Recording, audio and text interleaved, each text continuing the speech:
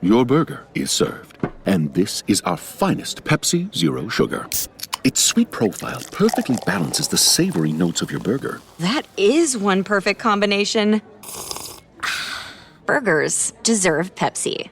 The number one selling product of its kind with over 20 years of research and innovation. Botox Cosmetic, out of botulinum toxin A, is a prescription medicine used to temporarily make moderate to severe frown lines, crow's feet, and forehead lines look better in adults. Effects of Botox Cosmetic may spread hours to weeks after injection, causing serious symptoms. Alert your doctor right away as difficulty swallowing, speaking, breathing, eye problems, or muscle weakness may be a sign of a life-threatening condition. Patients with these conditions before injection are at highest risk. Don't receive Botox Cosmetic if you have a skin infection. Side effects may include allergic reactions, injection site pain, headache, eyebrow and eyelid drooping, and eyelid swelling. Allergic reactions can include rash, welts, asthma symptoms, and dizziness. Tell your doctor about medical history, muscle or nerve conditions including ALS or Lou Gehrig's disease, myasthenia gravis, or Lambert-Eaton syndrome and medications, including botulinum toxins, as these may increase the risk of serious side effects. For full safety information, visit BotoxCosmetic.com or call 877-351-0300. See for yourself at BotoxCosmetic.com.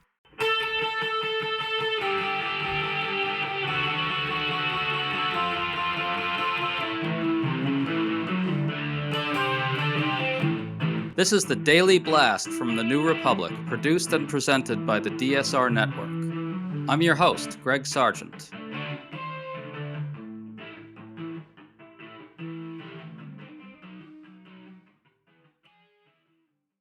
A new Gallup poll finds that President Trump's approval rating has dropped to 37%.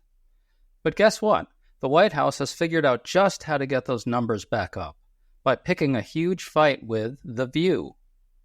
This week, Joy Behar unleashed a striking takedown of Trump on the air, mocking him mercilessly for being jealous of Barack Obama. This enraged the White House, which responded with a bunch of name-calling, but also with a veiled threat. This comes as Trump's threats are escalating on many other fronts as well.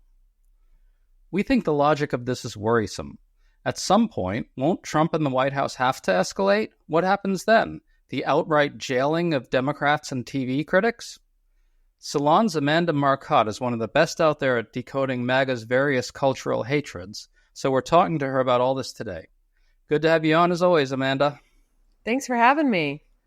So let's start with what Joy Behar said on The View. This comes as Trump has been inventing fake reasons for threatening prosecution of Barack Obama and so forth. Listen to what Behar said about that. So the thing about him is that he's so jealous of Obama because Obama is everything that he is not. Yeah. Trim. Yeah. Smart. Handsome. Happily married and can sing Al Green's song, Let's Stay Together, better than Al Green. Yeah. And Trump cannot stand it. It's driving him crazy. Jealousy is not green is not a good color. Amanda, the one thing Trump hates more than anything, and the one thing he really suspects to be happening, is him getting laughed at and ridiculed. Seems like Behar really drew blood there, doesn't it? You know, nothing hurts more than the truth, right? She's right about Trump's particular problem, but I think she hit on something that is bigger and deeper and maybe why he thinks this is going to connect with his base, because so much of the MAGA movement really is driven by this jealousy that they can't admit to themselves. I hate to go to Hannah Arendt this early in your podcast, but you know, her writing about Eichmann in Israel, like, really got a lot of people misunderstand the banality of evil comments, but she was basically talking about that he was a mediocre man and this was his only real pathway to importance, power, whatever, is to just go Nazi. And I think that you see that come up again and again with these fascist movements, right? That they are full of mediocre people who are burning with resentment and grievance towards people that they call the elites, but who are often just people that are more excellent than they are, who are better at stuff than they are. And they hate them and they just want to punish them. It's, I don't know if you saw Kash Patel, was having FBI agents hooked up to polygraphs and was asking them if they were making fun of him, basically behind his back. And that I think for the kinds of folks that listen to this show, that level of obsession is hard to wrap their minds around, but it really is obviously a huge part of the MAGA movement. Well, I'll tell you what, I think that really explains why the responses to these types of things from the White House and MAGA are always oriented around belittling. That's what happened here as well. The White House ran to their dutiful propagandists at Fox News, unleashed a furious statement. I'm going to read from it. Quote, Joy Behar is an irrelevant loser suffering from a severe case of Trump derangement syndrome. It's no surprise that The View's ratings hit an all-time low last year. Close quote. Now, Amanda, The View responded to this by saying their viewership is actually up. But note how for Trump and the White House, everything has to come back to this idea that Trump is in people's heads. He's in critics' heads. He's psychologically dominating them. You hear this garbage all the time. This MAGA fantasy is so bizarre. They organize their entire emotional lives around the fantasy that liberals are psychically suffering torment because of Trump's world historical success. Can you talk about that weird tick on their part? Yeah, and this is where the kind of the cultural insecurities that drive the movement blend well with Trump's just actual personality disorders, right? He's a narcissist. He's obsessed with the idea that he needs to be in people's heads.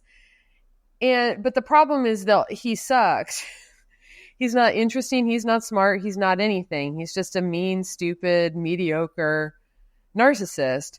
So the only way he can get what he wants to be in our heads all the time, which unfortunately is true because he's the president and we can't ignore him, is to just be extremely awful and annoying.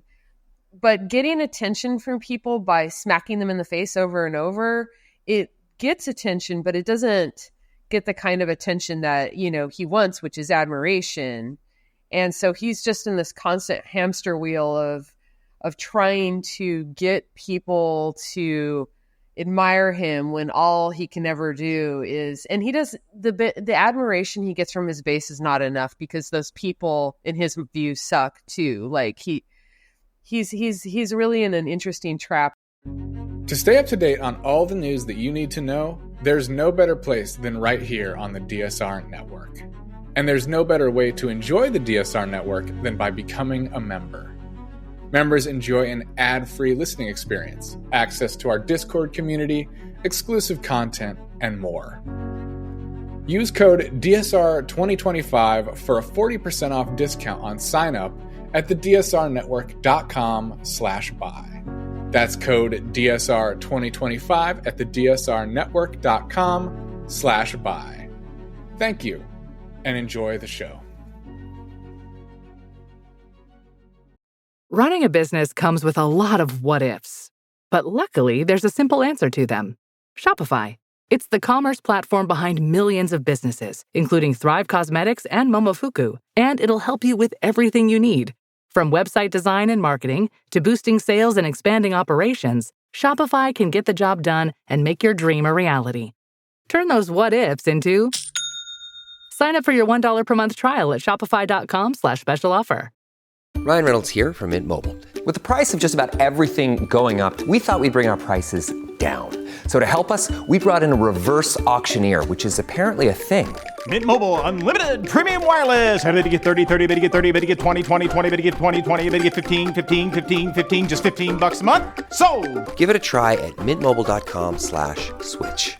Upfront payment of $45 for 3-month plan, equivalent to $15 per month required. New customer offer for first 3 months only. Speed slow after 35 gigabytes if network's busy. Taxes and fees extra. See mintmobile.com. The problem with this is that he happens to be in control of the vast law enforcement bureaucracy under the federal government. So, and I want to read another line from the White House's statement to that effect. Quote, she should self-reflect on her own jealousy of President Trump's historic popularity before her show is the next to be pulled off air. Close quote. That's a pretty straightforward threat. Retract the criticism of dear leader, or we just might use our power to get your show canceled. Your thoughts?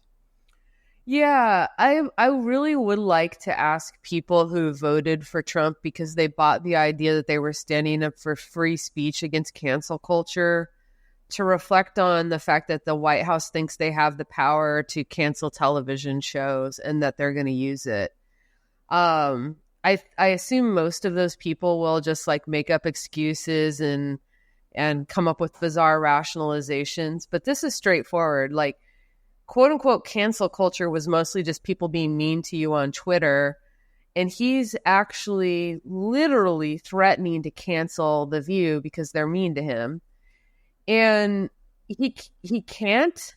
But unfortunately, as we've seen with the Colbert Report and all these other media companies making settlements because they have business interests before the White House, like he's not wrong to think that he might be able to induce ABC to cancel The View in order to get some kind of business deal approved by the FCC or the FTC or whatever agency they have business in front of. Well, this is certainly even more alarming when you listen to Federal Communications Commission Chair Brendan Carr's response to this whole thing. After it all happened, Fox News had Carr on and asked him if The View is now going to face retribution. Listen to this exchange. Is The View now in the crosshairs of this administration? Look, it's entirely possible that there's issues over there. I mean, again, stepping back, this broader dynamic, once President Trump has exposed these media gatekeepers and smashed this facade, there's a lot of consequences. What's amazing about that is that before this question and before this exchange, Fox literally played audio of Bihar attacking Trump and then went right on to ask if the administration is now targeting The View, basically inviting them to say yes. Fox offered the opportunity to draw this direct link between criticism of Trump and the government punishing The View. And Carr basically said, yeah, we really might do it. This is really like state TV. What do you make of it? I try to not be shocked and frightened by everything that the Trump administration does, in part because, as you said, they're trying to get in our heads and they're trying to make us afraid. But I'd be lying if I said that didn't scare me. It scared me. Our First Amendment is about as ironclad as it gets. Now, I know that the Trump administration doesn't think anything in the Constitution is ironclad. They've come after birthright citizenship, which is also as ironclad as it gets. But we should all, this is, if anybody has any doubts that Donald Trump wants to be a fascist dictator, and I think there's still a lot of people who would call that Trump derangement syndrome or something like that. This is what he's doing. He is literally saying he has the power to cancel a TV show, and then he's sending out one of his minions to say that they're going to use the federal authority that exists for legitimate reasons, to regulate advertising and business interests, to silence somebody because she said something that hurt the president's feelings. I want to remind people, all she said was he's jealous of Obama, which anybody with two eyeballs and a brain can see. Although, in fairness, she did, by saying, well, Obama's slim and happily married, she did implicitly say that Trump is fat, which is true. Yeah. Well, and not too happily married if you're like giving your wife, promising you're going to rename the Kennedy Center after her because the Epstein situation is heating up and she's probably mad all over again. What you just said before got me thinking. It does seem unlikely that a confrontation sort of this big would happen without Trump's explicit approval, doesn't it? Which, if I'm right about that, then what we have to entertain is the possibility that it went down like this. Either Trump saw The View and flipped out and got on the phone and said, time to go out and threaten them, or someone, maybe an underling, thought he or she saw an opportunity for Trump in this, flagged it for Trump and said, what do you think, sir? Should we go after them? And he said, absolutely, and put out Carr to do it as well, the FCC chair. I think it probably went like that. Yeah, I'm sure that Trump either watches The View or that was flagged for him. And Joy Behar is exactly the kind of woman that almost couldn't be more well designed to just drive him up the wall, because she is exactly like the smart New York feminist that has sneered at Donald Trump his entire life. Yeah, exactly. Well, I want to bring up this Gallup poll as kind of the setup to the conclusion of this conversation. Extraordinary numbers. Trump is at 37% approval. On immigration, he's at 38%, which is absolutely abysmal for his supposedly best issue. On the economy, he's at 37%. On trade, he's at 36%. And on the federal budget, he's at 29%. That's after this big, beautiful or big, ugly bill passed. These are awful numbers. Now, it's risky to rely on one poll, but we're seeing a lot of other polls finding very similar things. This is historic levels of unpopularity we're talking about here. What do you think? Yeah, he's weak right now, and it's not just The View he's lashing out at. It's South Park. He basically said that they're bad. I don't have the exact quote in front of me, but the Rolling Stone reported that he's been calling them fourth rate or something because they put out an episode that really went after Trump hard, including a pretty devastatingly funny penis joke about him. And also just made him look fat and old and weak, what he almost certainly looks like with his clothes off. And, they humiliated him. But I think, he loves to lash out and have these feuds with celebrities like that. I think in his mind, that would be how he'd spend all of his time anyways, just getting press for yelling at Rosie O'Donnell and Joy Behar and South Park and whatever. But I think he's also especially sensitive to it right now because his polling numbers are really low and he's weak. And he knows that when pop culture comes after you and you're already weakened, it starts to actually reinforce the narrative with ordinary, especially kind of low information or not politically engaged voters that you are a joke, that you suck. And that was one reason I started to really fear that Joe Biden was going to lose pretty early on because he was the butt of a lot of jokes on television and comedians and radio about how old and weak he was. And Trump knew it, which was why they leaned hard into that messaging. And so the fact that Donald Trump is also the butt of very similar jokes, that he's a petty, narcissistic man boy who also is old and weak and out of touch, that's sort of going, it's going to create a snowball effect in terms of his reputation with ordinary people. And he knows it and he's freaking out, I think.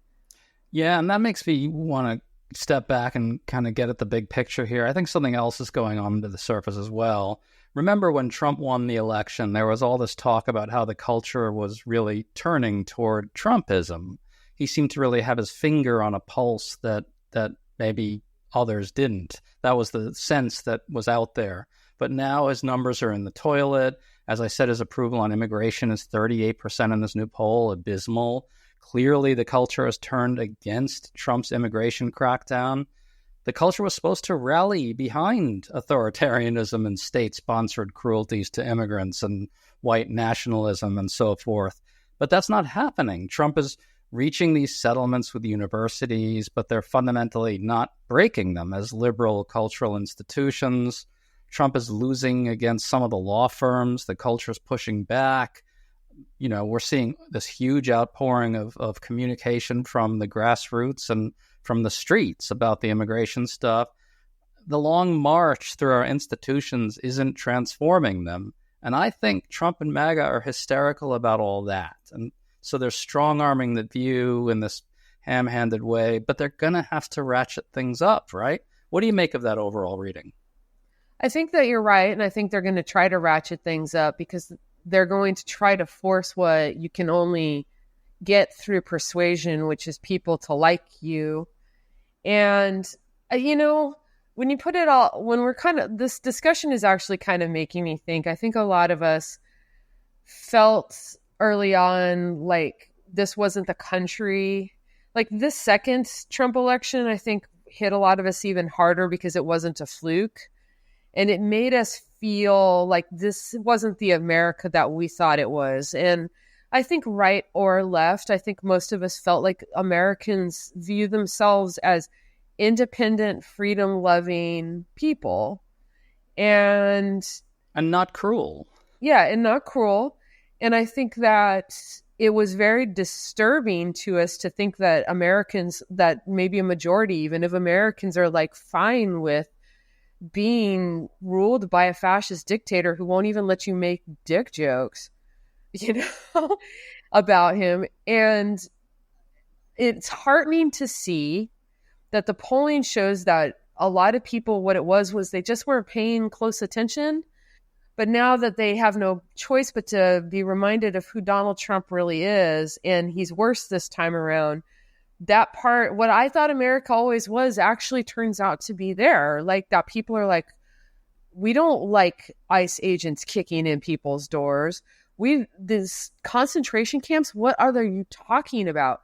And I don't think that cracking down on comedy and freedom of speech and, Joy Behar is going to work for them. I think it's going to make people mad, because very fundamental to how Americans see ourselves is our ability to like talk back to our leaders and make fun of them. I think what you're getting at is really kind of this toxic downward spiral for them. They really think that things like Alligator Alcatraz are going to be popular, right? Stephen Miller was absolutely 100% confident in doing things like lining the White House driveway with mugshots of Latinos and so forth would be a hit with the public, and he could provoke the press into criticizing it, and that would prove that the press is elitist and out of touch. The opposite's happening. They thought that they were going to win the argument over Kilmar Abrego Garcia, who is now back here in the United States and may end up getting freed. The toxic cycle seems to me to be that when things get worse for them, they've really got to ratchet up stuff to make the base happy, because that's what their sort of foundation is. But then when they do that, it further alienates the middle in the way you're talking about. And I got to say that I think they're just going to keep going, and we may be seeing actual arrests. I think they have convinced themselves that the only real Americans are the people that voted for Trump, but even a lot of them don't like what they're seeing. And I think honestly voted against Democrats more than they voted for Trump. And I think that, because they don't consider people like you and me to be real Americans. They don't consider even, a lot of like the Joe Rogan audience that just kind of voted impulsively for Trump to even be real Americans. If I was going to guess, I would say the percentage of Americans that are like just straight up authoritarians is like what it always has been, which was like 25 to 30%. And it's never really been more than that. And I think Trump, the more he plays to that, the more he's going to shrink it just down to those people who are just, what's funny about that is they're not American. They're the least American of Americans. I'm not going to say they're not Americans. They've always been with us, but they're not in the spirit of America, in my opinion. Yeah. Well, I think the bottom line is that Stephen Miller and Trump believed on a very deep level that there's a latent authoritarian white nationalist majority in this country, and there just isn't. Yeah, definitely not a majority. Not even close. Yeah, well, let's hope it's as small as it's starting to look. Let's hope it keeps shrinking, because that's our way out of this. That's the only way out that I can see. Amanda Marcotte, great pleasure to talk to you. Thanks for coming on. Thanks for having me, as usual. Great time.